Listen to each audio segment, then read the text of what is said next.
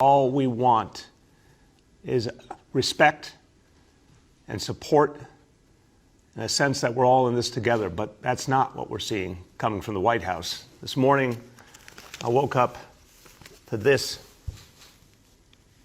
President of the United States, a former New Yorker who seems to enjoy stabbing his hometown in the back, talking about no bailout for New York. What kind of human being sees the suffering here and decides that people in New York City don't deserve help? What kind of person does that? Well, I'll tell you something. Every day, President Trump resembles more and more Herbert Hoover, the president who ignored the Great Depression, who didn't care to put America back on its feet, who has been now remembered in history as someone who failed at the most basic responsibility, which is to protect the people he serves. President Trump wasn't there for us when we needed the testing to stop this horrible disease, and now he's talking about not helping us in our hour of need.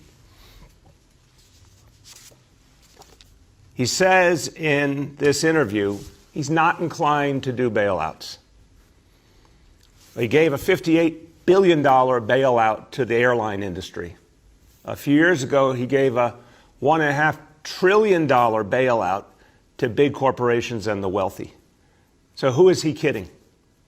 He's not inclined to do bailouts now. That means he's not inclined to help firefighters, EMTs, paramedics, police officers, doctors, nurses, healthcare workers, teachers, sanitation workers, all the people who are depending right now on the federal government stepping up and making New York City and New York State and so many other cities and states whole. So we can get back to business, so we can get back on our feet, so we can lead the recovery. So right there, he says he's not inclined to do bailouts. He's a pure hypocrite, given how much money he's put in the hands of the corporations and the wealthy already. He says then it's not fair to the Republicans because all the states that need help are run by Democrats. So now he is putting partisanship ahead of the needs of the nation. You know, I referenced Herbert Hoover a moment ago. Even Herbert Hoover in his worst moments didn't try and pit Americans against Americans, one part of the country against another. In a crisis, a leader is supposed to bring us together. The president is doing is playing politics while people are suffering. He says it right out loud there.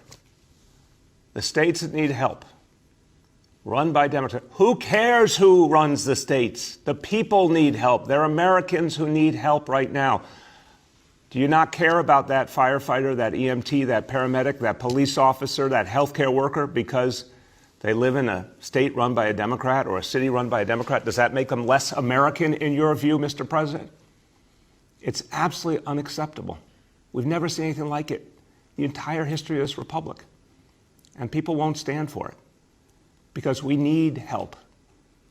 We need help because people have been fighting and suffering, and all we're asking to do is get back on our feet so we can contribute to this national recovery. There's not going to be a national recovery without New York City and New York State and cities and states all around the country that have been hit so hard.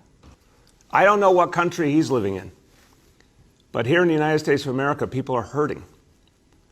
And it doesn't matter what state they're in. It doesn't matter if it's red or blue. It doesn't matter who they are. They're hurting and they need the help of their government. And now we have the President of the United States trying to back away from his responsibilities. Look, we cannot allow this to happen, and we won't. You know, I talked to the President about Elmhurst Hospital, and he expressed sympathy, expressed admiration for the healthcare workers. He said, oh, I grew up in that area, Queens. Well, Mr. President, if you respect those healthcare workers, then don't walk away from them. Help them, because those very same people who have fought this heroic battle are now the people who don't know if they're going to have a job in the future because there's no money left. The only place that we can get the help we need to get back on our feet is the federal government. Mr. President, be as kind and decent to those healthcare workers as you were to the airline industry and the wealthy and the corporations.